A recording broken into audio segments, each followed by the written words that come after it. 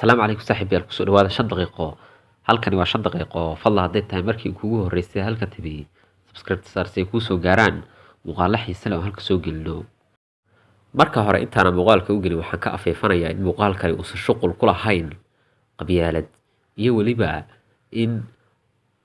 aan xaqiijiyo in qabiilku yahay in la isku aqoonsado ilaahayna subxaanahu wa tacaala uu yiri waxaanu idin sameynay shucuub iyo qabaa'il si aad isugu aqoonsataan sidaas darteed muuqaalkani shuqul kuma leh qabiil kaliya waa in la barto qof kasta meeshuu ka soo jeedo haddaba aktarka Jamaal waxa uu noqday mid ka mid ah aktaradii ugu saameynta badnaa ee Soomaalida soo mara gaar ahaan marka aynu fiirino filimada casriga ah oo Soomaalida aad ugu yaraa sanadii la soo dhaafay astaana ay u noqotay midda ugu horeysay ee horseeda filimadaasi haddaba Jamaal waxa uu noqday midkii ugu horeeyay ee filim noocaas ah sameeya aktarna ka noqda haddaba Jamaal oo ku dhashay magaalada Beledweyne ee gobolka Hiiraan halkaas ku soo barbaaray beel ahaan Jamaal waxa uu ka soo jeedaa beesha Xawaadle ee degta gobolada Koonfurta Soomaaliya gaar ahaan gobolka Hiiraan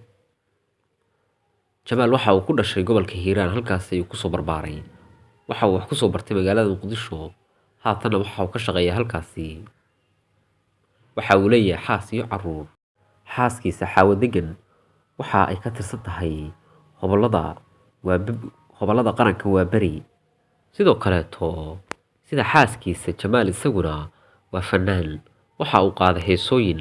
aad u tiro badan sidoo kale waxa uu damacsan yahay inuu ku biiro siyaasadda isagoo raadinaya kursi ka soo gala magaalada Beledweyne xildhibaanada Jamhuuriyadda Federaalka Soomaaliya barnaamijyo kale oo xiiso leh oo arrimahaas ku saabsan halkan 5 daqiiqo ah ayaad uga bogan kartaa waxaad geli kartaa qaybta hoose ee channelka halkaas ka daawo muuqaalo ku saabsan aktarada habboon iyo waliba guud ahaan filimka habboon fadlan barta cas ee subscribe ka taabo si ay kuu soo gaaraan muuqaaladu marka aan halka soo gelino waad mahadsantihiin dhammaantiin